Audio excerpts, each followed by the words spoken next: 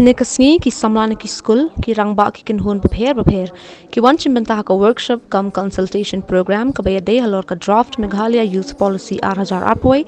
nakabenta bekini ay sembo jingmot khnang bantep haka ni ka policy haka jingelang balapan long ka office u deputy commissioner ringkat ka office u district sports officer West Jaintia Hills district hatpep pale Jowai.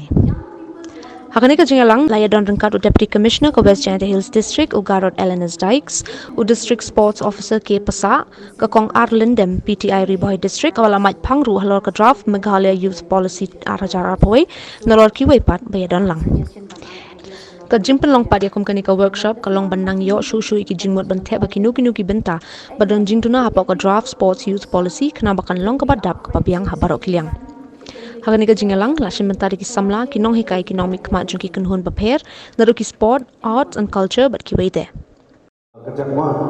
ngasarai woro asnya ikna karo kolot ku ebeni dan MG1 ki jingkwa yang ki yo pendap wo akcho apa kate ga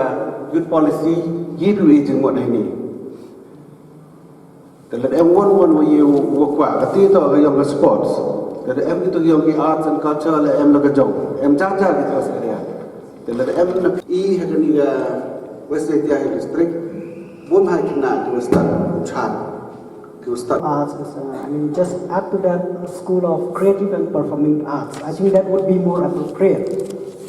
School of creative and performing arts. Habakran ru district sport officer ke pasau lai thu ban kaliang ka sarkar ro kala de ban boi kan ka Meghalaya draft sport policy hapo ka website bat buon ki paj ba ki layo I shu la ong bakamut tang wa kan ka workshop la ban ai jingmut hinde ki paj ba ki la ro ban phai ki jingmut jong ki limba ka email ID kna ba ka sarkar kan la ban tre kam ya ka youth policy ki ban yarap ki samla habon ki liang association ki senyam wa ki ki sen wa wan ki wa e ki jingmut yong ki hay to waga Meghalaya draft sports policy kamada tipi ini dedem la cibenai tam gatu ka Meghalaya state government da de bo ga ya ka draft sports policy po ka website